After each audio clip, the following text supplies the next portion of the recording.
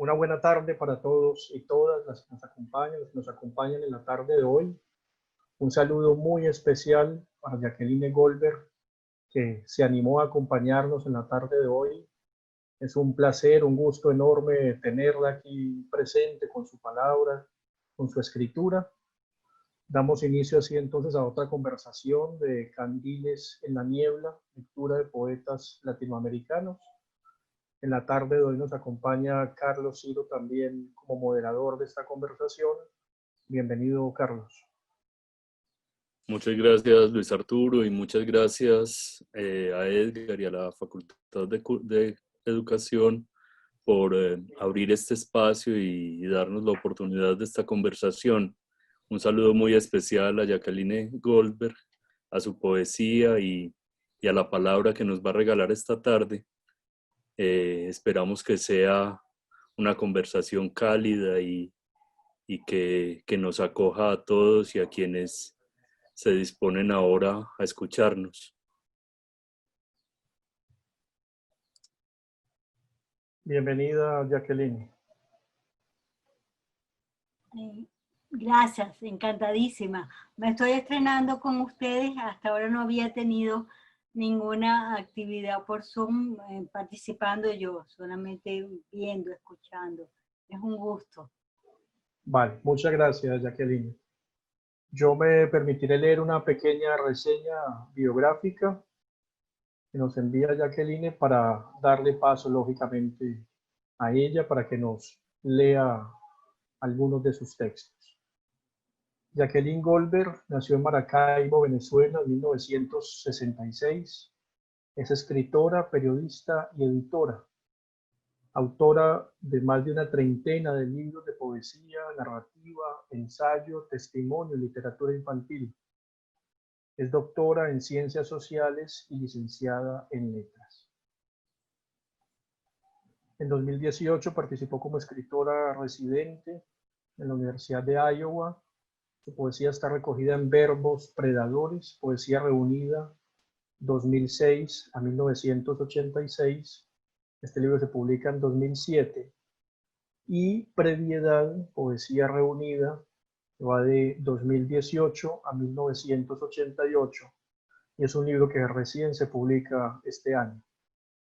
Ha publicado dos novelas, Sequeral en 2020 y Las Horas Claras 2013, que obtuvo en Caracas el 12º Premio Anual Transgenérico de la Fundación para la Cultura Urbana y se hizo merecedora del Premio Libro del Año de los Libreros Venezolanos. Fue finalista en el Premio de la Crítica a la Novela del Año en Venezuela y reeditada en México. Es autora de 12 libros infantiles, el más reciente, Pichipoy, 2019, publicado en Medellín por Tragaluz Editores y que felizmente acaba de recibir el premio como ganador de la Fundación Cuatro Gatos la semana pasada o esta semana, ¿no? Ya enseguida tendremos oportunidad de que Jacqueline nos cuente un poco. Su poesía está incluida, reseñada y traducida en antologías en más de 15 países. Jacqueline, bienvenida nuevamente. Muchas gracias.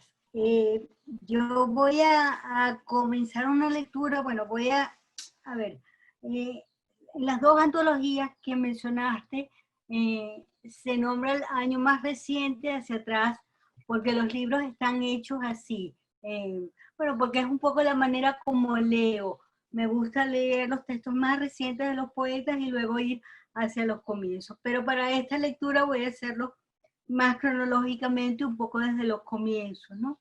Yo comencé escribiendo muy niña, muy joven, y mi primer libro salió antes que yo cumpliera los 18 años. Entré a la universidad, publiqué dos más que obtuvieron premios dentro de la Universidad del Zulia, pero esos libros ya en este momento los estoy casi que sacando de mis antologías, porque bueno, siento que son libros muy incipientes, bueno, los de la niña que era en ese momento, ¿no? Yo empiezo a contar ahora realmente desde mi libro Luba, que es un libro que tiene que ver con mi abuela que llegó a Venezuela huyendo de la guerra. voy a leer unos primeros textos de aquí, Luba de 1988. Tomo su herencia de edades en quiebra, los oficios tristes del abandono, sus muertos. Más ebria y más sola, sufriendo viajes incompletos, distancias que no resisten otra calle, su puño agotado, su país ardiendo. Casi deja su tiempo en esa casa que nombra en voz baja, mordida por un quejido de gases, una madrugada difícil. Una aldea cambiada de frontera, muchachas escondiendo el deseo en sus faldas largas, un poco de sombra, un poco de miedo, y Luba atrapándose en un retrato, bella, sola para siempre. Después de ese libro vendría uno muy distinto, donde, digamos, ya había una conciencia de la poesía y además de, bueno, de las edades que iba teniendo, más el cuerpo, los temas que podían estar en las edades más maduras o premaduras, el amor, el erotismo, la muerte también como reflexión.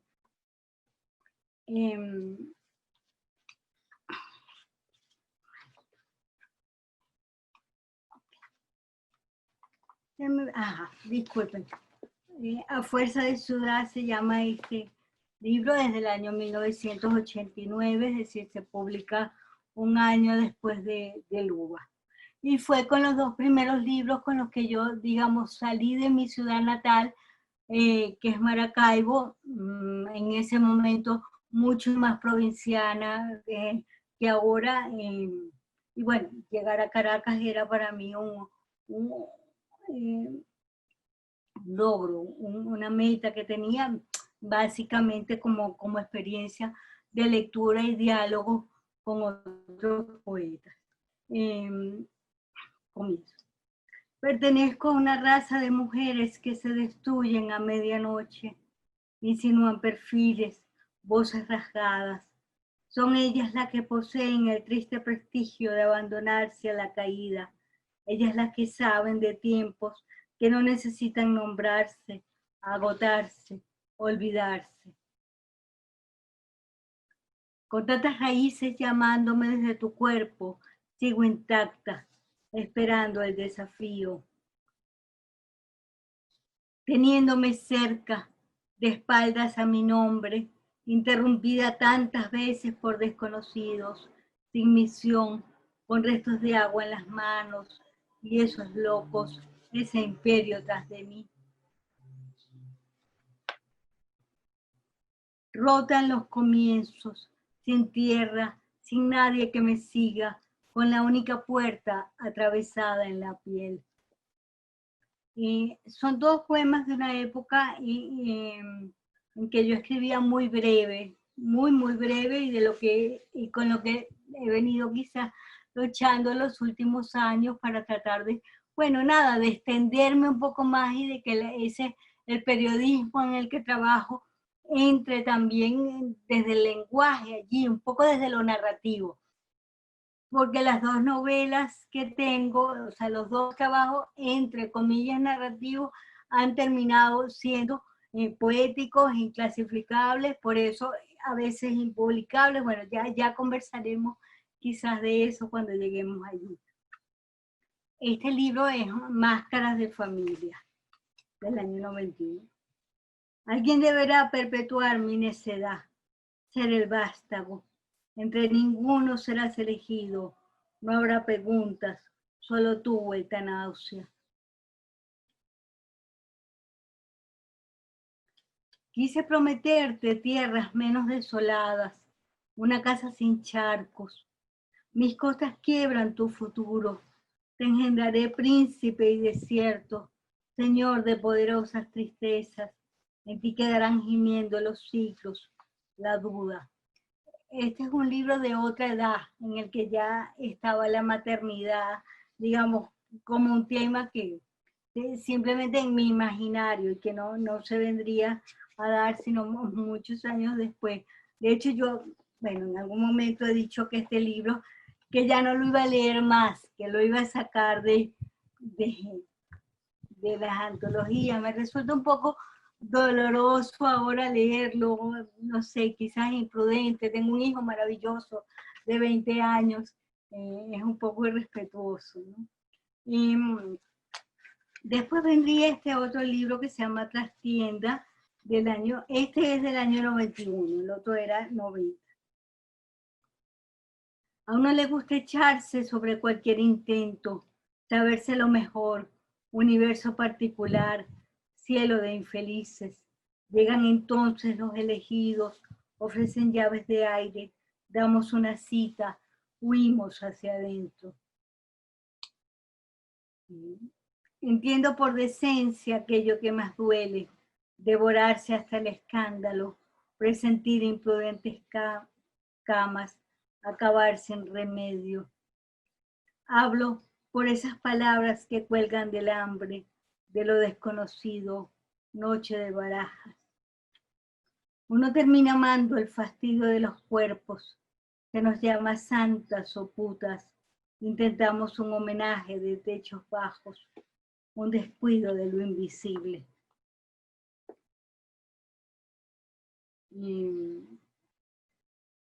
No sé cómo estamos de tiempo, si me llego hasta años más recientes. Claro, está muy bien. Adelante. Pero voy a seguir un poco hacia atrás. Víspera, que es del año 2000. Me he vuelto ceremoniosa. Han dejado de interesarme los ruidos, el silencio de los demás. Prefiero una copa dando vueltas por mi casa, desayunar sin asuntos pendientes, regodearme en eso de ser absolutamente solitaria, absolutamente vieja después de todo, aunque no tenga andares suficientes. Quizás en otro lado el ánimo se recupere. Si quedara un hombre, un solo hombre y la eternidad, corregido en su mínima condición, desechado, si quedase para más nunca, postergado el tropiezo, la trisa infinita, si existiese y nos viéramos y me explicara el secreto que lo mantiene solo, alumbrado y solo, pleno de encierros, si existiese y pudiera irme lejos, no desear, arrimarme única, sola, sin palabras. Estos ya son textos en los que esa batalla con la brevedad fue ganando, son textos mucho más largos, ¿no? He sido incierta, pecaminosa, he dado pie a discordias que desencajan. Temo terriblemente poseer 54 años, completar apenas la mitad de los saltos que me han sido asignados, ser famosa, incluso venerable, no haber tropezado sino unas cuantas hemorragias matutinas, no llegar, nunca llegar, cumplir 30, 50, tal vez 70 años, ser horrendo simulacro. Me reí comenzando a leer este texto porque este año cumplo 54 años, a eso que se veía tan lejos. Y bueno, y del libro que da nombre a esta antología que se llama Verbos Predadores, que estaba inédito cuando se publicó bueno, era una obra reunida más que antología. Estaba inédito, es decir, desde el año 2007. Poética se llama esto. Ninguno de los otros textos tenían título. En este libro es que yo comencé a poner títulos. Siempre siento que soy muy mala para los títulos, que peleo mucho con ellos. Poética. De pronto la boca del poeta se cuaja de larvas. Tanta es su levedad. Hay que extraerlas una a una para que el poema revierta su cauce, para la vorágine de las calmas heridas. Han sido muchos los gritos acuclillados, la índole curva de las exequias, la frente queda en tierra. La felicidad es una afiliación no tan diurna. Al enraizar el último fortunio, habrá que talar el poema que obligue, como diente, trance voraz. El poema crecerá en su propio perdón, dirá cruces, empeños, viajes, arras de cierta esclavitud. Y el dolor, habrá que recuperarlo para que el libro crezca en el libro, para los tajos de la futura lágrima. Volver a escribir es ser triste y pretérito, abundante hasta el fin.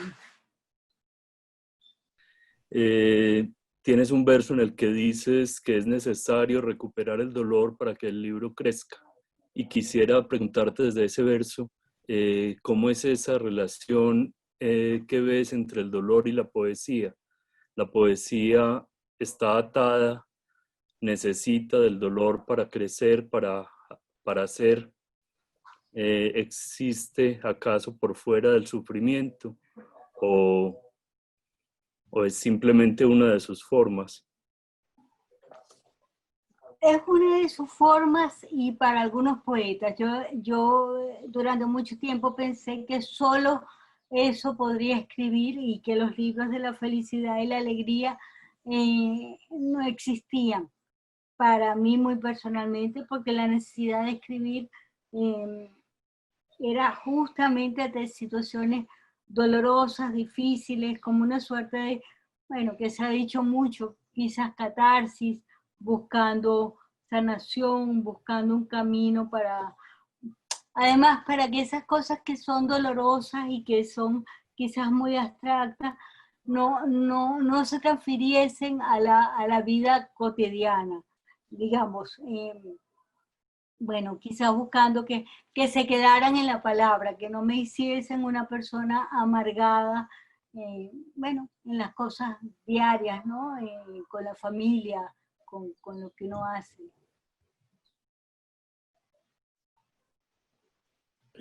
Sí, Jacqueline, y ahondando un poco más ese poema que lleva por título Poética, tiene de pronto otras aristas que consideras son fundamentales en tu obra. ¿Qué otro símbolo tal vez que se enuncia ahí es de los que permanece, de los que trazan la línea de tu escritura? Sí, hay cosas que me siguen interesando, que es la reflexión sobre el lenguaje, sobre la poesía, la metapoesía, es decir, la poesía que habla de ella misma. Ya estaba un poco el país, las cosas, sobre todo familiares, digamos, la pregunta por los orígenes y por lo doloroso de mi origen, es decir, mi papá es superviviente del Holocausto, mis 4 abuelos, mis 8 bisabuelos polacos asesinados en campos de concentración. Era un tema que ya estaba ahí. Claro, ya venía de Luba, de mi abuela, pero aquí ya había una reflexión distinta y que además después eh, se desarrolló en otro libro que creo que vamos a ir directamente a él después, que es Nosotros los Salvados, que tiene testimonios directamente de supervivientes del Holocausto. Muchas gracias, Jacqueline. Jacqueline, antes de pasar a este libro que estás mencionando, Nosotros los Salvados, sin duda es un libro en el que casi que de manera obligatoria tendremos que detenernos. Quisiera como completar, que nos amplíes un poco esa visión general sobre tu obra. Acabas de regalarnos una lectura muy generosa, haciendo ese recorrido histórico, pero no podemos olvidar que en medio de esos libros de poesía hay otros, ¿sí? Hay otros géneros. Está la literatura infantil, está el cuento, está el ensayo, está la novela. Tienes un blog también demasiado robusto, ¿sí? Con una cantidad de búsquedas incluso hasta notas sobre comida, pues, es decir, hay una riqueza ahí, como una inquietud inmensa con la escritura. Quisiera que nos hablaras un poco también de esos otros géneros que has frecuentado, por qué, cuándo llega uno, cuándo se impone uno sobre el otro. ¿Sí? Sí, la verdad es que he saltado desde siempre, de un género a otro, y además yo decidí que yo quería vivir de la escritura desde muy temprano, y sabía que eso no lo iba a hacer desde la poesía, por supuesto. Y el periodismo era el camino más, digamos, más directo a eso. Yo había venido trabajando en gerencia cultural, museos, pero el día que decidí que eso iba a ser así, y no he dejado de trabajar desde entonces en el periodismo, y además en el periodismo gastronómico, que ejercí durante muchísimos años y que lo dejé hace algunos un poco por, no sé, por vergüenza o por culpa, puedo decirlo, porque hay gente que lo sigue haciendo. Para mí es muy difícil hablar de gastronomía y vinos y restaurantes en un país, bueno, que está pasando hambre, donde yo veo gente comiendo de la basura. Entonces, bueno, ese salto a otros géneros ha tenido que ver con necesidades muy particulares. En algún momento ha sido la literatura infantil, aunque ningún texto infantil mío ha sido escrito con la idea de que eso solo es para niños.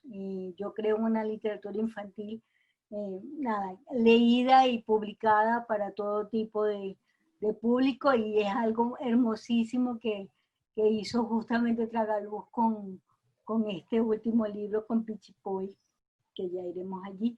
Y sí, entre esos libros, por ejemplo, está esos libros que son distintos, están mis novelas, que ha sido muy difícil clasificarlas. La primera, Las Horas Claras, estuvo dando muchísimas vueltas por editoriales, por agentes literarios, los mandé a concursos, todos me decían, qué bonita, pero eso no es una novela, eso no es clasificable, ¿dónde lo vamos a poner en la librería? Esa era la primera pregunta. Por suerte el libro ganó en el 2012 un premio que existe aquí en Venezuela, que está cumpliendo este año 20 años, por cierto, que es el premio anual transgenérico. Se llama así no porque los libros son transgenéricos, que lo es el mío, sino porque entran en competencia a la vez poesía, narrativa, teatro, todo lo que llegue. Bueno, yo no estoy muy de acuerdo con esto. Es complicado poner a competir un poemario con una novela muy grande. Pero bueno, en todo caso yo sabía que si había un lugar donde ese libro podía ser comprendido era ahí. Y ciertamente, bueno, eso ocurrió, y ha sido maravilloso. Y curioso, hay una librería aquí en Caracas, por ejemplo, donde el libro estuvo en el estante de poesía y en el estante de narrativa a la vez. Bueno, nada, eso me hizo sentir que le gané no sé, al mercado, a esas cosas que imperan en los libros, a veces más que en la propia calidad. Después, en 2018, se publicó aquí en Caracas también El Cuarto de los Temblores. Yo tengo un temblor, no sé si se nota aquí en el video, en la grabación, pero bueno, es un temblor de nacimiento, no tiene cura, no tiene razón, se supone que era genético, ya me hicieron el examen genético, no hay nada, pero en todo caso es un libro que habla de qué es sentir el temblor, el cuerpo que tiembla, y ver el temblor en otras personas y en otros géneros. Hay una recopilación de poemas que hablan del temblor, frases, versos, hay historias con mi temblor, digamos, de cosas que me han pasado. Y es un poco volver también al tema genealógico, ¿no? Es preguntarme todo el tiempo de dónde viene este temblor. Claro, después de mis abuelos que no temblaban, no tenemos manera de saber si alguien más en la familia tembló, porque bueno, mis padres no conocieron a sus abuelos, y de ahí hacia atrás se perdió toda esa historia. Gracias, Jacqueline. Quisiera sumar una pregunta más a esta reflexión en la que estabas, y es que cuando acudimos a tus libros, uno podría de pronto pensar que hay como grandes temas, ¿sí? que se desarrollan en ellos. Está el tema de los sobrevivientes, el tema del cuerpo, está este tremendo libro de postales negras también. Pero a lo que voy entonces es, siguiendo con esta discusión sobre los géneros que frecuentas en la escritura, la pregunta aquí va, ¿cómo se escoge el género para escribir determinado tema? Si lo escoges, si conscientemente dices voy a escribir una novela o simplemente surge. Es decir, ¿qué le da el tono a la escritura de tus libros? Siempre que he querido yo manejar eso, he terminado sometida por el propio género. Libros que creí que iban a ser un cuento terminaron siendo un poemario, y lo mismo.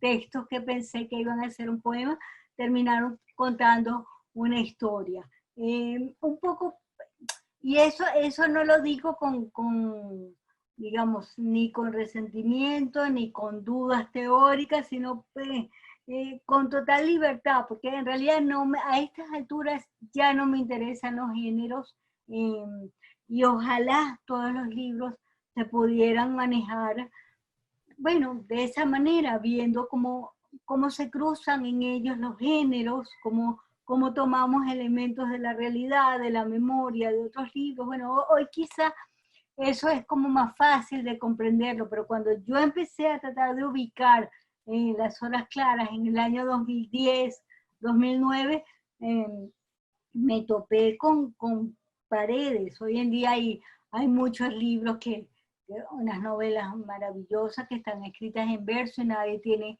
duda que está bien que se hayan publicado de esa manera. Pero no hay una escogencia. Incluso mi primer libro infantil, por ejemplo, voy a contar brevemente, y si hay un momento me gustaría contar lo que me pasó con ese libro justamente en Medellín. Es un libro que habla de la muerte, es un libro del año 91. A ver, yo estaba en un edificio con mi novio, el ascensor se abrió, él no me dejó entrar, se cerró muy rápidamente el ascensor, yo solo vi una sábana y no entendí nada, y me sorprendió cómo él entendió que ahí iba bajando un cadáver, que teníamos que esperar, que abajo seguramente estaba el carro funerario, que se la iban a llevar y que esperáramos. Yo no entendí nada, y yo llegué esa misma noche a escribir, pero bueno, yo pensé que estaba escribiendo un poema. En fin, después que lo terminé, a los días, revisándolo, leyéndolo, incluso amigos en la universidad en ese momento me dijeron, pero eso es un libro para niños. Y bueno, y nada, no fue escrito de esa manera. Yo lo presenté a una editorial, Monteavila Editores, cuando existía aquí en Venezuela, y se publicó efectivamente como un libro para niños, y el libro ha tenido más de 15 reediciones, que yo sepa, porque aquí sabemos muy poco ya de eso. Era una editorial del Estado. Cuando estuve en Medellín el año pasado, me llevaron a una escuela en la Comuna 13. Yo pensé que íbamos a hablar de los libros dos libros que tengo en Panamericana Editorial, o del libro que estábamos presentando justamente ese mes allí en Medellín. Y resulta que los niños tenían fotocopias de Una señora con sombrero, un libro que está agotado, y habían conseguido un ejemplar en una biblioteca al otro lado de la ciudad, y lo fotocopiaron. Y a mí me sorprendió mucho y me asustó en un primer momento, porque yo dije, vamos a hablar de la muerte aquí en la Comuna 13. O sea, yo empecé a temblar. Pero pasa lo que pasa siempre. Los niños son más inteligentes de lo que uno siempre cree, siempre entienden más allá. Y fue una conversación maravillosa. Yo quedé muy impactada por esa experiencia, porque hablaron desde una madurez Bueno, y desde la cotidianidad, ¿qué significa la muerte para ellos? O sea, no era un tema tabú como lo era en el año 91 cuando ese libro se publicó. Gracias, Jacqueline. Jacqueline, yo quisiera retomar esta palabra temblor y insistir tal vez en la primera pregunta que te hacía, la relación del temblor con la escritura, la relación del temblor con y el poema, la poesía, como tal vez el eco del temblor del corazón. Y no sé si en tu escritura quepa tal vez también esta línea, que tanto de ese temblor puede ser el pálpito que presiente o el pálpito que fija, que tanto de ese temblor también es el eco de aquellos gritos no oídos, de aquellos dolores lejanos que también nutren el libro, esos dolores de Auschwitz, de los campos de concentración, del Holocausto. El temblor, bueno, siempre estuvo en mí, una cosa inevitable, física, a primera vista además, que me produjo, bueno, muchos traumas de niña, no por el propio temblor, sino por el bullying, matoneo, que con esa palabra, bueno, que me produjo, porque los niños son también muy crueles y eran tiempos en los que no había ningún tipo de misericordia desde el sistema educativo hacia quienes tuviesen una discapacidad. Entonces, que ese temblor, además de obligarme a sobreesfuerzos para lograr cosas, claro, hoy yo veo que pasó a la escritura y quizás metafóricamente a ese verso corto, a esa manera de buscar los silencios,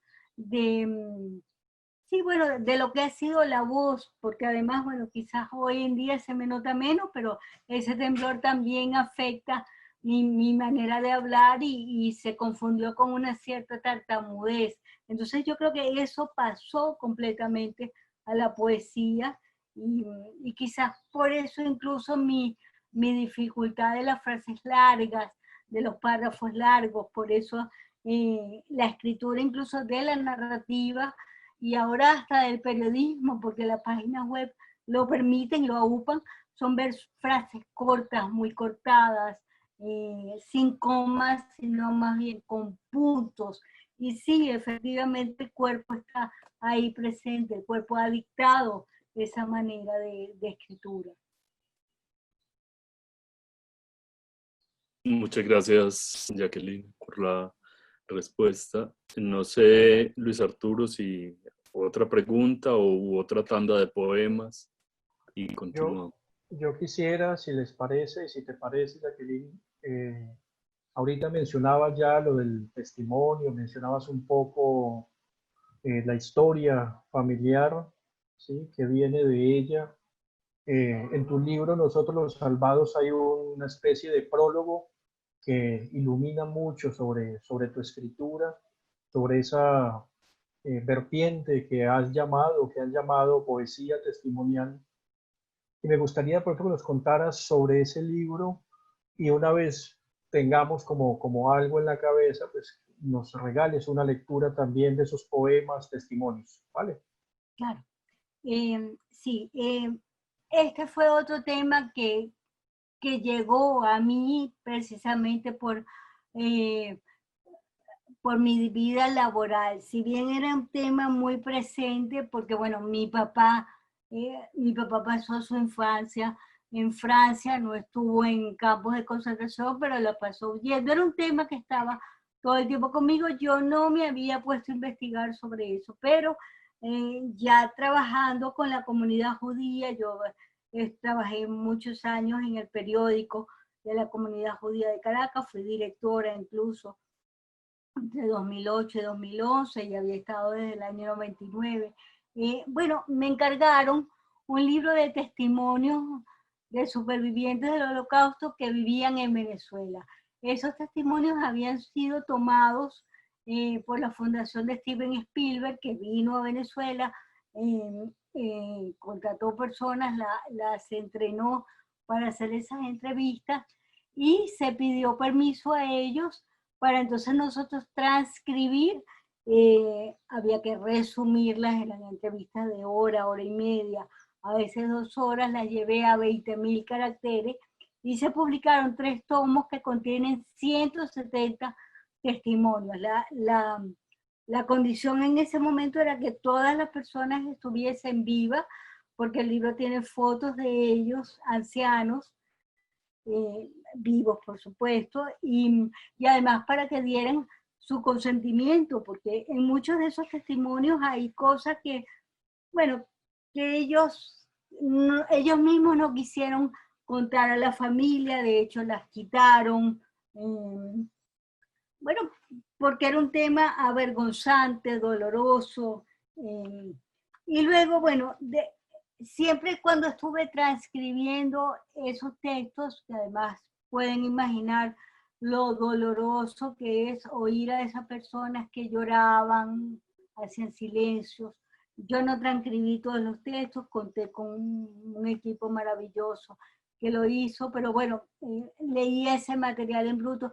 Ya yo veía frases, fragmentos que yo decía, esto es tan terriblemente hermoso, tan dolorosamente hermoso, es un poema.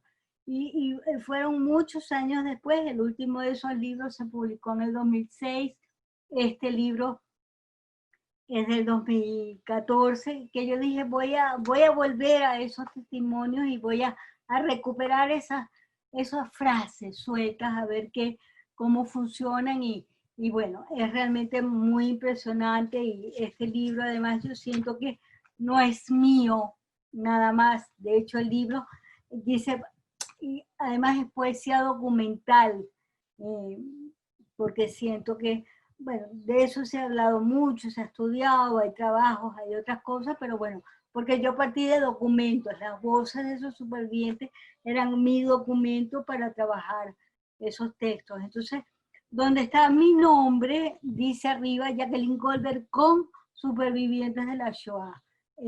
Bueno, porque esas voces son de ellos. De hecho, yo retoqué mínimamente esas voces, les di espacios, les di silencios, versifiqué.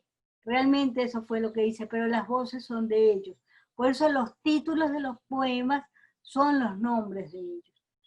Y bueno, así se los voy a leer. Sislava Bogus. ¿Cómo nos sentíamos? Esa no es una pregunta, es un dolor. Ania Fuchs de Horowitz. En la espera, a mi lado, en el piso, había un bebé envuelto en sábanas. No lloraba, vivía pero no lloraba. Me mandaron a recogerlo. Se sabía que iba a morir. Las madres jóvenes dejaban a los bebés, pensando que quizás otros los recogerían, pensando salvar su vida. Pensaban, tuve ese bebé en mis brazos por algunos minutos, no muchos. No lloraba, no vi su rostro, o quizás lo vi, no recuerdo. Luego llegó un Gestapo, dijo que devolviera al bebé al piso. No sé cómo pude. Abraham Spiegel. En aquellas caminatas entre campo y campo, al que no podían dar lo mataban. Mi amigo cayó, yo lo cargaba y caminaba. Caminaba mientras lo cargaba, se caía y lo levantaba. Sabía que no debía abandonarlo, pero ni él ni yo pudimos más. Se cayó, no lo cargué, no caminamos, no pude más. Seguro lo mataron. Susana Altman de Klein. En el tren a Auschwitz estuvimos mi mamá, mi hermana, yo y mi hermanito. Íbamos en un rincón, unos encima de otros. Mi madre era una mujer muy bella, alta y bella. En la mañana, cuando despertamos, nos negamos a reconocerla. Durante la noche, su pelo se volvió todo blanco.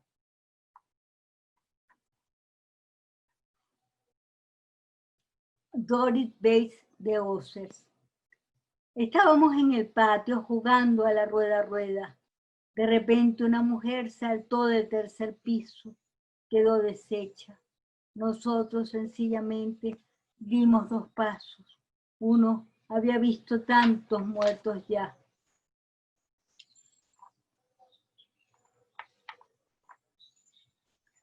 Yehuda Bubis. La gente era muy salvaje, tenía hambre. Andábamos por los campos, bajo nieve, buscando una papa podrida. Cuando mi papá veía un pájaro, decía, vamos a atraparlo para hacer sopa. Lo poco que mi madre tenía lo daba a los niños y murió de hambre.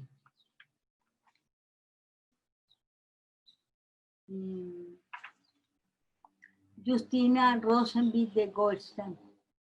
Veíamos llegar transportes con niños en cochecitos, madres, abuelos.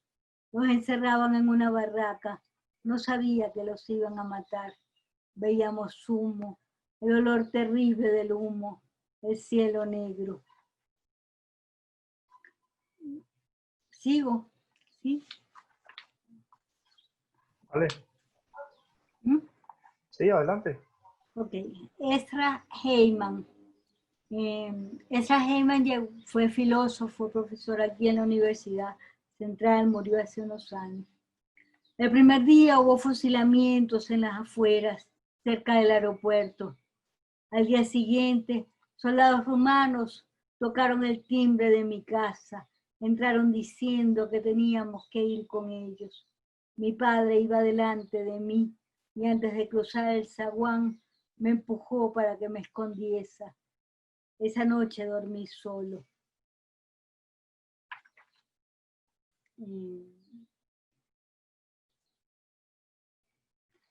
Gretel Nelson de Blum. Después de la Kristallnacht, mi hermana se fue a Inglaterra. Pensaba que podía conseguir visas para todos, pero no fue así. Se quedó íngrima. Murió de neumonía en Edimburgo. Nunca pudimos rescatar su cuerpo. Nos llegaron sus pertenencias y el certificado de defunción. Todavía lo guardo.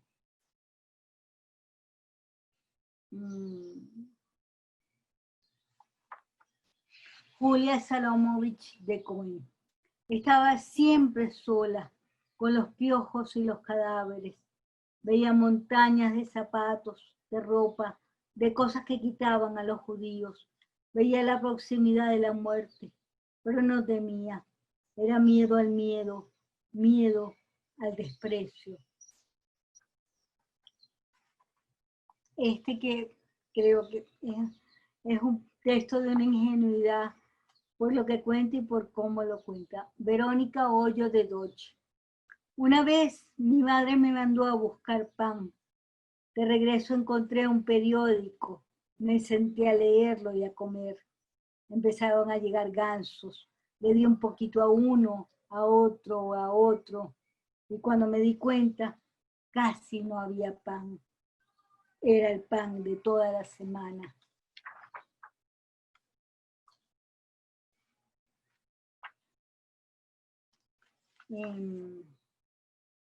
Cilia Goldfarb.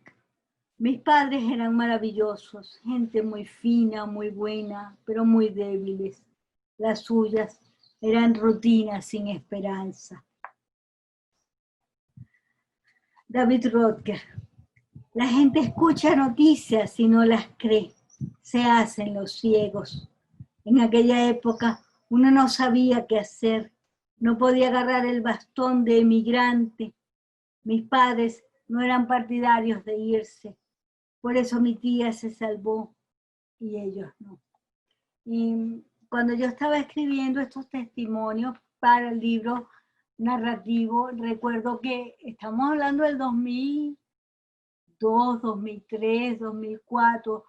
Yo lloraba, escribí mientras estaba redactando, porque es que todo me parecía tan terriblemente cercano. Tenía mucho tiempo que no leía estos textos y ahora, ¿cómo no sentirlos cercanos? Con todas las diferencias, por supuesto, no hay manera de comparar épocas, ni contextos, ni nada de esto, pero me resultan muy, muy dolorosos. Hay un amigo médico que me dice que ha mostrado este libro a personas que están en estado terminal. O sea, es una maravilla que mi libro pueda servir, si es verdad, para eso, y me parece un horror también, ¿no? Leer esto a gente que, bueno, que se esté despidiendo, ¿no? Jacqueline, tenemos algunas preguntas en el chat y quisiera retomar inicialmente dos de ellas que hace Carlos Vázquez. Uh-huh. La primera dice transcribir y después de esa, ¿qué problemas poéticos, morales plantea esa labor de la transcripción? Y esa Claro. va enlazada, creo, con esta otra pregunta, que es ¿por qué llevar a versos los testimonios? ¿Qué motivo impulsa o la impulsa a usted a hacer eso? Si son testimonios en prosa oral, ¿por qué llevarlos al verso? Voy a empezar Jacqueline, por esta. Sí. Jacqueline, discúlpame, para que tú puedas llevar, si quieres, el orden de la pregunta, en la parte de abajo de tu Sí. pantalla, donde dice preguntas y respuestas, le puedes dar doble clic y ahí te aparecen las preguntas. Okay. Perfecto, ya Vale. las escribí. Sí, voy a empezar por esta, bueno, ya, por esta última, porque me importa mucho. ¿Quién dice que lo que hablamos es prosa? ¿Dónde está escrito eso? No es verdad. O sea, ¿qué es más natural a la voz humana, al cuerpo? La prosa, el verso, eso puede ser una discusión muy larga, pero para mí yo siento que la voz tiene más que ver con el verso que con la prosa, porque hay silencios, porque hay respiraciones, porque hay repeticiones, son muchas cosas que se parecen más a la poesía que a la narrativa. Por eso me pareció que era una deuda que yo tenía conmigo misma, porque aquel primer libro yo tenía que entregarlo como prosa. Es que no había otra manera, era en testimonio, era en relatos, había que entregarlo así. Creo que me hubieran despedido si yo hubiera entregado ese libro como un larguísimo poema, que en algún momento lo pensé. Y de hecho he escrito biografías de supervivientes del Holocausto, porque además una de las maneras como me he ganado la vida en estos últimos muchos años ha sido justamente haciendo libros de testimonio para familias, empresas, corporaciones, instituciones, y sobre todo ha sido para familias supervivientes del Holocausto. Y creo que el verso era lo que más necesitaban esos textos tan conmovedores, porque además esas frases que yo saqué estaban perdidas entre otros datos, digamos, más irrelevantes, menos hermosos. Quizás transcribir es un hecho tan transgresor y traidor como la traducción, porque ciertamente no hay manera de reproducir exactamente las maneras como la gente está hablando. Las puntuaciones, la sintaxis, todo eso se queda se queda corto a la hora de transcribir. Aunque yo traté justamente de que cada texto tuviera el tono de cada persona, de alguna manera es traicionar la voz original. Por fortuna eso hoy se entiende mucho mejor y hoy en día quizás este no sería un libro escrito, sino con unos podcasts, con audios, con un disco. Creo que los testimonios hay que oírlos, un poco por lo que les conté. Hay gente que lloraba, gritaba incluso, o hacía larguísimo silencio. Todo eso quedó en la grabación. Creo que... Gracias, Jacqueline. Jacqueline, hay otra pregunta, bueno, hay dos más en torno a este libro y la reflexión en la que estás. Una pregunta de Anderson Suárez. Dice, en relación con el libro Nosotros los Salvados, ¿cómo se sintieron los entrevistados al ver sus palabras y sus nombres en un libro de poemas? ¿Nunca te reclamaron por algo? ¿Nadie se enojó? ¿Cómo fue el recibimiento de su libro, de un libro de estos en tu país? Sí, a ver, recordemos de nuevo que el libro, los textos se publicaron en 3 libros, que además los protagonistas leyeron los textos, firmaron además estar de acuerdo con esos textos. Muchos borraron cosas que bueno, que no quería, que les parecían pudorosas para su familia, para los demás. De hecho, hay toda una historia del Holocausto que creo que no sé qué tanto se va a contar, porque los supervivientes han callado o olvidado muchas cosas. Entonces, cuando el libro salió, digamos, hubo reacciones, porque nunca es lo mismo hablar, creer que eso se va a publicar y después verse escrito. Es una sobreexposición que a muchas personas les resulta muy difícil. Ya cuando mi otro libro salió, yo no pedí permiso, sino a la institución que publicó los testimonios completos, porque bueno, finalmente eran pequeños fragmentos. Y el día que lo presenté, hubo varios de estas personas sentadas en el público, incluso gente que yo nunca había visto, sino en fotos. Y de hecho, en primera fila estaba la señora del primer texto que leí, que es el que dice cómo nos sentíamos. Esa no es una pregunta, es un dolor. Y ella estaba sentadita en el primer asiento y estaba realmente muy emocionada. Y bueno, y yo no podía pedir más frente a eso. Yo estaba emocionada y agradecida. Gracias, Jacqueline. Una última pregunta en torno a este libro.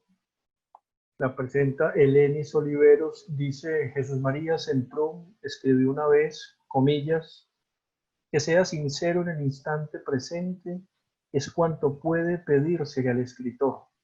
Hasta ahí la cita. ¿Está de acuerdo con esta relación, escritura, época, sinceridad? Sí, porque además creo que no hay otra opción. Quizás el que escribe narrativa tiene la imaginación y la posibilidad de cambiar, inventar y cambiar cosas, pero la poesía, yo soy el documento, mi vida es el documento y ahí no hay manera de mentir. Y de todas maneras creo que esa discusión de que si la poesía, hay gente que piensa que la poesía también es ficción, es la ficción que uno se hace de uno mismo, que uno termina siendo el personaje de esos libros y de una ficción. Sí, puede ser, pero en todo caso, nada, ya son muchos mis libros donde puedo decir que estoy yo completamente. Y es que no tengo otra cosa, no puedo hacer otra cosa. Gracias, Jacqueline.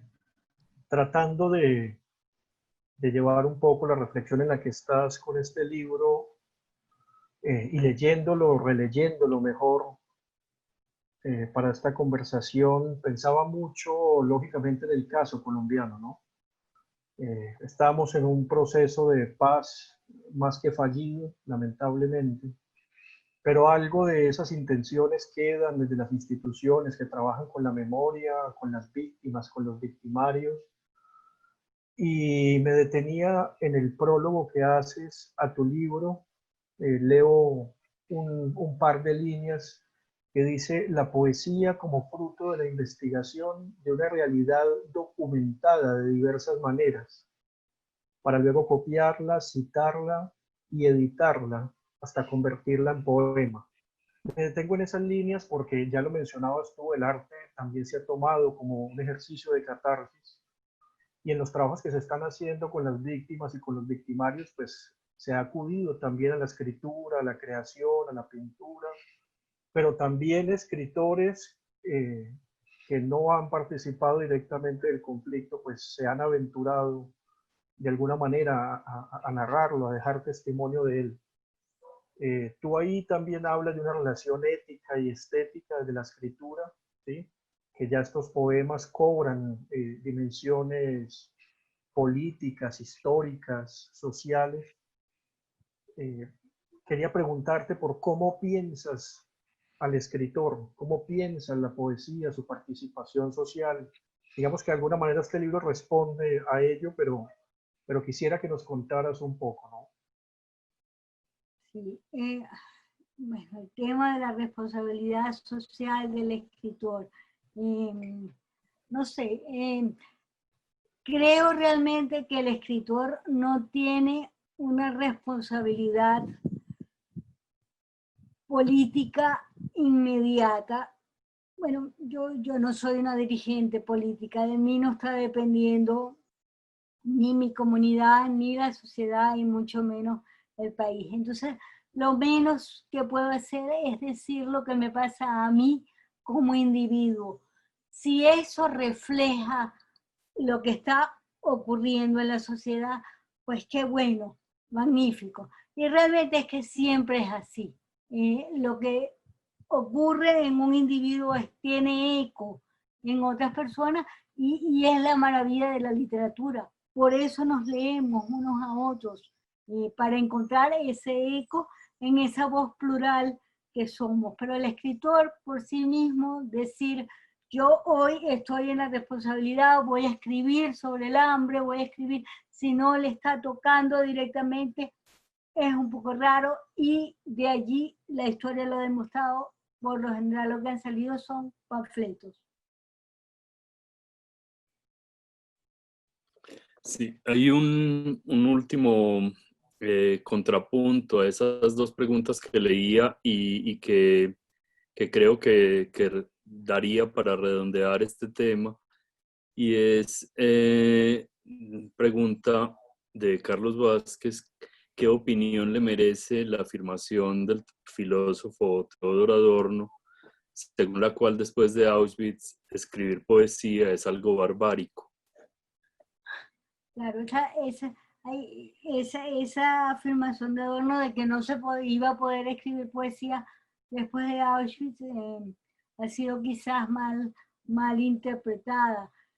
Lo que no se podía era escribir desde la insensibilidad que quizás había antes hacia ciertos temas. Pero claro, lo terrible hay que escribirlo, hay que documentarlo, hay que testimoniarlo, y cada quien desde su mirada. Los periodistas lo hacen, bueno, desde los textos que permite el periodismo y con sus herramientas, y el escritor lo hará desde una escritura con una mirada más estética y tamizada por la experiencia personal, porque precisamente allí, hacia allá, es hacia donde se va el panfleto, el querer revisar lo que está pasando sin que pase por uno, sin que te diga nada a ti mismo.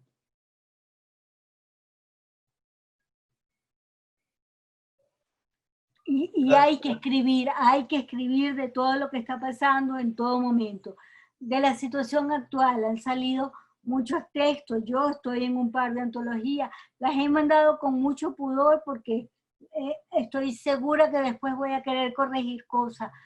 Bueno, pero está bien que se cuente lo que nos está pasando y cómo nos está pasando y lo que vamos sintiendo, porque las cosas se olvidan. Uno cree que algo es tan importante, tan doloroso, que está tan en la piel, que después lo vas a poder contar y va a estar bien.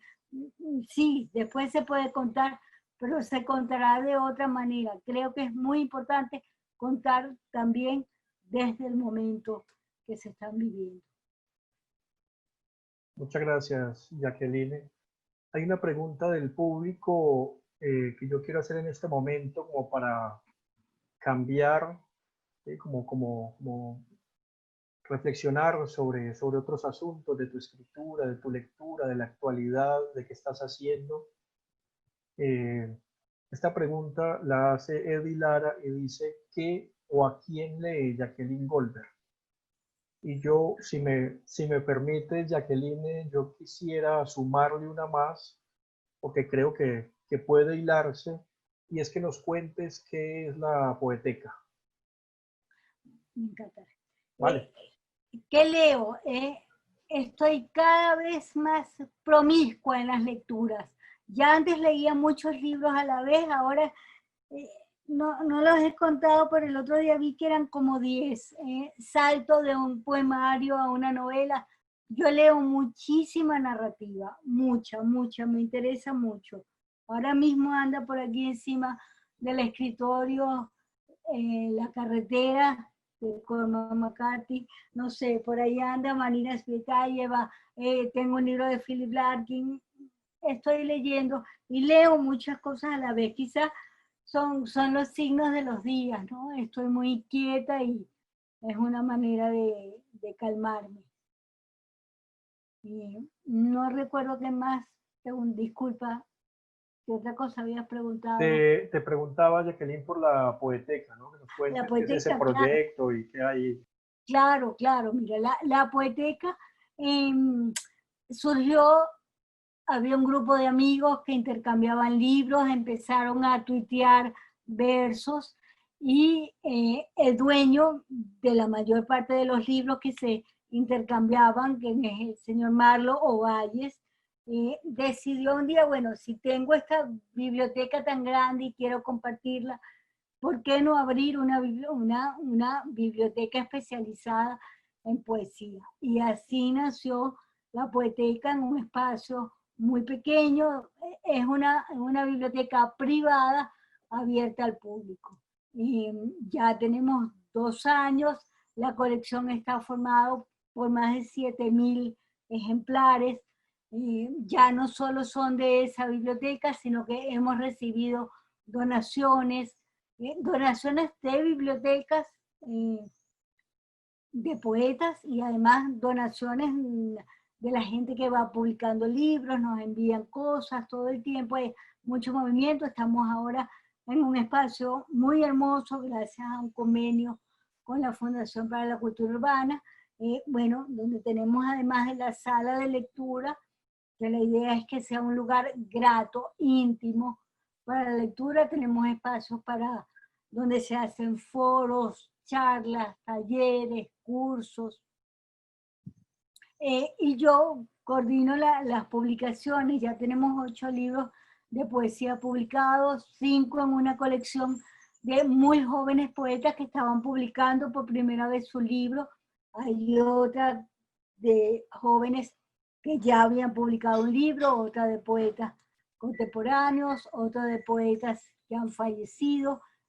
Uno de los últimos libros, la pandemia, nos agarró con un libro yéndose a imprenta y terminamos publicándolo primero en PDF, porque los libros están todos, desde el primer día, siempre se pusieron para descarga libre en la página web, que es lapoeteca.com.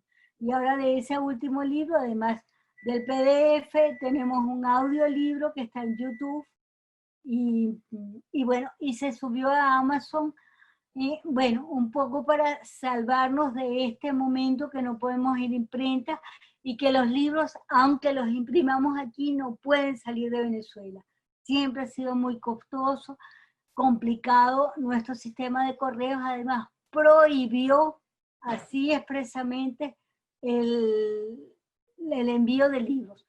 La gente que ha emigrado en los últimos 2, 3 años, creo, quizás un poco menos, ya no puede llevarse sus libros en cajas, como lo hacían hasta hace unos años, porque el sistema de correo público prohibió el envío de libros de cualquier tipo. Quedan los sistemas, por supuesto, internacionales que, bueno, son muy costosos. Eso es la Poeteca en este momento. Bueno, nada, estamos como todo el mundo, como ustedes mismos, ¿no? Migrando a la web y tratando de hacer lo que se puede con nuestra internet que es paupérrima. Yo no tengo cifras, pero sé que es la más chiquita del planeta casi. Es un milagro que, bueno, ya estamos por concluir y hemos estado bien. Estoy contenta que no se ha cortado. Jacqueline, muchas gracias. Antes de invitarte pues a que nos leas algunos más de tus poemas, incluso tal vez esos 2 inéditos que nos anunciaba, yo pensaba en un poema, creo que el título es Digo de mí, en el que dices que eres un incendio merecido. Esa presencia del incendio y particularmente mejor del fuego. ¿El fuego es castigo o es bendición? El fuego es que en esa poesía te reconoces en esas llamas. Claro, el fuego tiene ese doble sentido purificador y tiene ese sentido cruel, pero también aquí ese texto tiene mucho que ver con mi origen, con esos 8 abuelos que se fueron, 8 bisabuelos que se fueron al fuego en los campos de concentración. Es que no hay manera de decirlo sino de esa manera tan dura, ¿no? Ese poema es a eso que se refiere. Y bueno, si te parece una lectura más de algunos de los poemas, de pronto con esos inéditos que nos anunciabas, Sí. incluidos. Sí, vamos con... Qué atrevimiento el mío, porque estoy segura que estos textos los voy a cambiar después, pero bueno, es lo que va saliendo. Yo no he escrito mucho en estos días porque tengo un libro por encargo de una familia también superviviente del Holocausto, y estoy escribiendo una tesis para un diplomado en antropología de la alimentación que estoy haciendo en la universidad, y ahí estoy hablando sobre alimentación, sobre mi experiencia en Iowa y sobre mi inapetencia en Iowa. Entonces, creo que nada, se ha ido todo hacia allá, y lo que he estado es haciendo fotografía. Yo no soy fotógrafa, no tengo la más mínima experiencia en eso. Estoy haciendo lo que hace todo el mundo, que es buscar otra expresión desde la mirada. Entonces, con mi iPad he ido tomando en estos 91 días que cumplimos hoy, por lo menos aquí en mi casa, encerrados, he ido tomando fotos. Entonces, nada, este texto que se va para un blog que se van a publicar esas fotos, y justamente habla sobre eso. Se te va a acabar la casa, dice el esposo viéndome fotografiar. La casa no tiene fin, respondo, tampoco la enfermedad. Empecé a escribir un diario y tomar fotografías el primer día en cautiverio, sábado 14 de marzo. El día 41, jueves 23 de abril, dejé de contar enfermos. El día 60, martes 12 de mayo, dejé de escribir. Hoy, día 90, 11 de junio, sigo haciendo temblorosas fotos. La palabra es otra ceguera. La palabra exige sacrificio.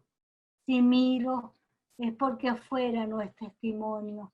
Ojear es insistir en fosos y altares. Desde que no salgo, hay entrañas en los muros. Desde que no salgo, veo otras claridades. Fotografiar es apropiarse de lo fotografiado, dice Susan Sontag. Fotografiar es conferir importancia, dice Susan Sontag. Adentro es lo intocable, afuera ficción. Digo, repito, miro. La casa es innumerable. La casa es trampa, trauma, traza, trama. Los días débiles, equívocos, combustibles. Sí.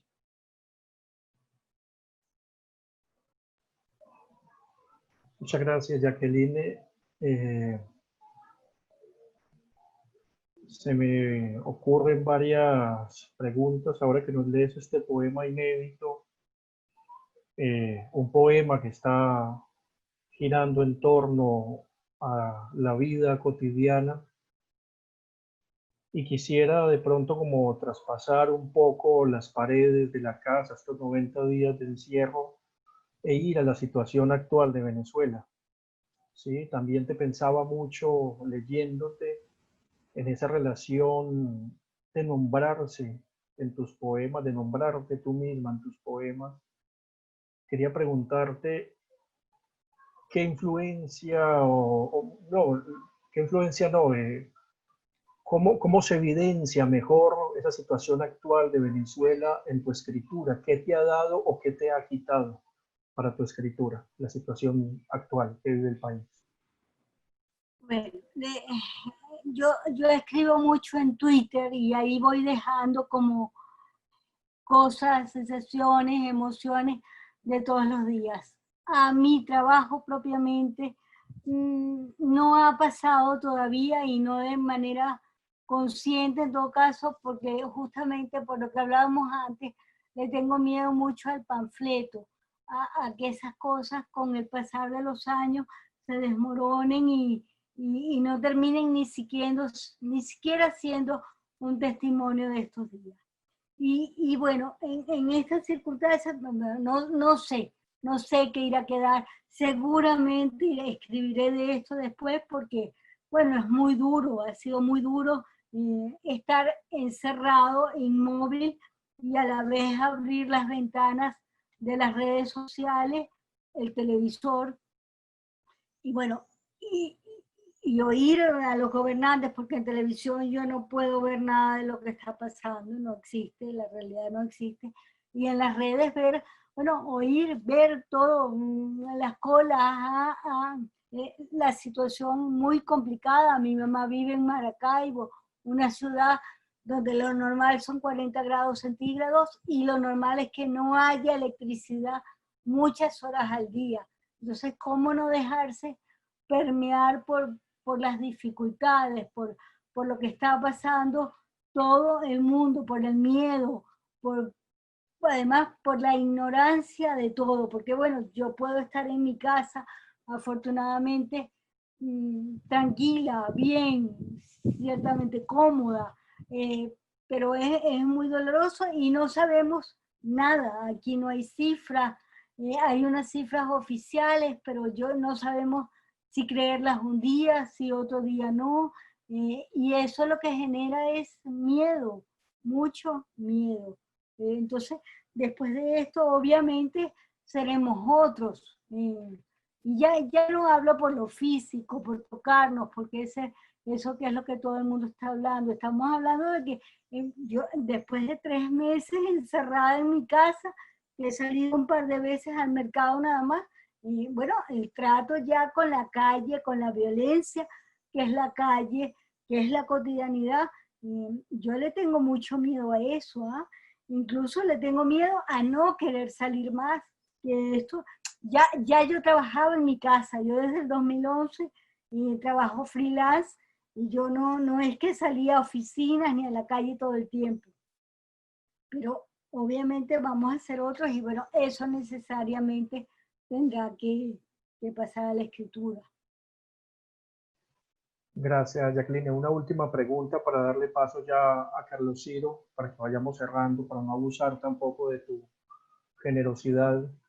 Eh, la pregunta es por la poesía actual de Venezuela, ¿no? Ahora nos contabas de la poeteca y ya eso nos da indicios de que estás muy al tanto de qué se está haciendo.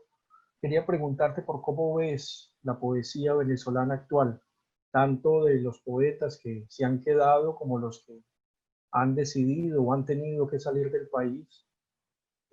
Pregunto por los últimos años, ¿no? Y por la situación en general, ¿cómo ves ese diálogo, ¿no? Como la incidencia que pueda tener eso en la escritura. Eh, la poesía está muy viva en este momento en Venezuela, de los que estamos aquí y también los venezolanos que están viviendo en otros países. Y tengo cifras muy frescas que estoy por escribir una nota de prensa y te las voy a dar casi que como una primicia. Fíjate, la Poeteca tiene con otras instituciones el concurso Rafael Cadenas. En ese concurso se debían enviar un solo poema, jóvenes hasta 30 años, y se recibieron 400 textos. Luego abrimos una convocatoria para publicar libros en nuestra colección Primera Intemperie, es decir, libros ya como conjuntos inéditos, y llegaron 160 libros. Estuve en un concurso de narrativa, de cuentos, que entregamos el veredicto la semana antepasada en la Clínica Metropolitana, y llegaron más de 100 textos. Digamos, la literatura en general está muy viva, la gente expresándose. En la Poeteca tenemos todo el tiempo y eso es maravilloso, ver gente leyendo poesía, gente que llega hasta ahí, especialmente para leer poesía y bueno, para escucharla cuando tenemos eventos. Venezuela en general ha sido un país de grandes poetas. Tenemos narradores, por supuesto, estupendos, muy importantes, pero digamos, incluso por lo que la literatura venezolana está haciendo, teniendo eco fuera de Venezuela, es por la poesía. Rafael Cadenas. Una última, disculpen los dos. ¿Hay censura? En la literatura, ¿Sí? no. No, no hay intervención del Estado ahí, no hay participación. Eso no existe, pero bueno, lo hay en el periodismo. Y qué más cerca del periodismo que la literatura. Sabemos que el periodismo es un género literario, en algún momento la crónica, las técnicas que usa. Entonces, no lo tenemos, pero de alguna manera es violencia y es censura que no tengamos internet, que ya no, en Venezuela no hay manera de ver ya canales extranjeros, ya DirecTV no existe, internet está muy mal todo el tiempo, han cerrado emisoras de radio, eso es censura, no aplica directamente a la poesía todavía, a la literatura, pero es un monstruo que yo veo ahí, que siento su aliento en la nuca todo el tiempo. Gracias, Jacqueline. Jacqueline, yo quería preguntarte también un poco por esa labor de edición, el cuidado con la escritura, el cuidado de la escritura propia y de la ajena. ¿Qué tanto crees que influye en la borradura, en la condición final de tu escritura, esa otra faceta de tu ejercicio? Es que escribir es la corrección, porque escribe, no sé, casi cualquiera, todos sabemos escribir desde niño, pero la corrección de un texto es donde empieza a entrar la conciencia, la estética, el lenguaje, todo lo que uno ha leído. Ahí está todo, en la corrección. y con los libros que no son míos, precisamente el trabajo que más me gusta es el de guardián justamente de los libros, ¿no? De cuidar que bueno, que si va a salir con cosas que están mal, que el escritor esté consciente, que así no se dice que su búsqueda, o sea, hacerle notar que siempre puede estar mejor, con todo respeto, por supuesto, ¿no? Yo solamente con mis libros soy feroz, con los demás hay respeto. Muy bien. Jacqueline, yo creo que ya entonces, como para terminar, si quisieras regalarnos otra tanda de lectura, no sé, unos cuantos poemas más. Y cerramos. Ya, ya. Muchas gracias. A ver, estoy buscando algo en el cuarto de los temblores, porque es un libro que va contando historias del temblor, pero también tiene textos muy breves que igual parecen poemas, ¿no? Por ejemplo, este. Tienen parecido a tantas cosas mis manos, a una palmera, un cuervo, un tizón, leguas marinas, un alud, un tren, una mazorca, un súbito desamparo. Por el temblor he conocido la ceguera, la mudez, la sordera, la anosmia. Mi pacto con la templanza me limita la piel a tactos impuros, escurridizos.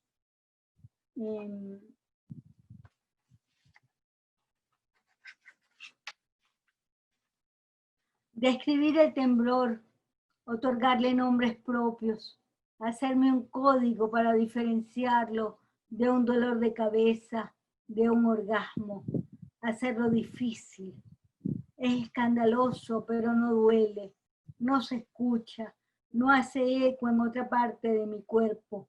Es involuntario, animal, un asco, movimiento mínimo, pulsión traidora, traición.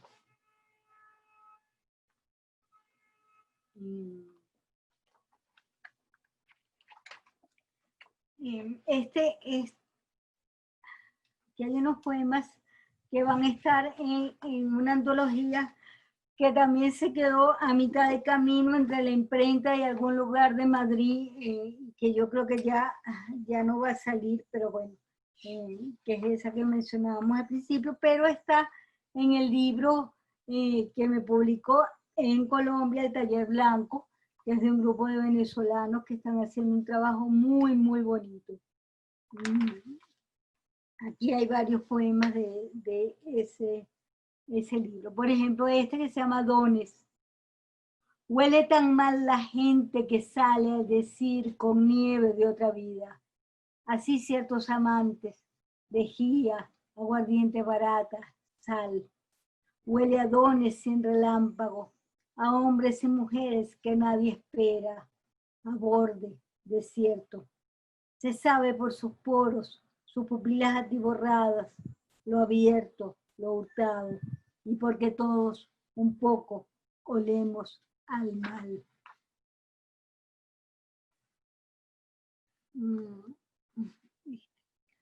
Veces. Tantas veces, a veces, cáusticas redondas, asidas a la palma en duelo, veces de tropel, boreales, veces cadáver, singular, pura sangre sola, veces en promesa para el lugar de la lengua, en posada, veces, desiertas veces, erguidas sin firmeza, ojo que prenden limpio algodón, exilio en una vez trasegado, dicho en la parte más áspera, donde cabe la semilla, escombro de uno y su migraña. Todas las veces de tantas veces, las veces de a veces, manicomio propio, destierro en frío, antes de desear con lo poco en cautiverio. Y esta es una antología que yo misma hice y que se llama Ruido de Clavículas. Recoge un poco libros de textos de todos los libros asociados al cuerpo, y este libro se puede bajar gratuitamente de la página de Taller Blanco. Estoy ronca, admiro muchísimo a los profesores que están hablando hora y media todos los días y a veces varias veces al día. Muchas gracias, Jacqueline. Muchas gracias. Yo creo entonces que podemos ir cerrando para no abusar más, como lo mencionaba hace un poco, celebrando, agradeciendo tu generosidad por acompañarnos esta tarde, por compartir esos poemas inéditos también que vienen a acompañar tu escritura, tu pensamiento, la reflexión sobre el oficio del escritor, del poeta. Muchas gracias, Jacqueline. Gracias a ustedes por esta oportunidad, por esta invitación, y bueno, celebro que haya un espacio tan maravilloso para la poesía. Ahí vi que hay 24 personas conectadas que además no se desconectaron, así que nada, es de celebrarse. Y muchas gracias. Espero que nos veamos pronto en Medellín. Me encantará volver. Muchas gracias, Jacqueline. Un feliz resto de día en Caracas. Y muchas gracias por acogernos también desde allá en tu espacio y en tus palabras.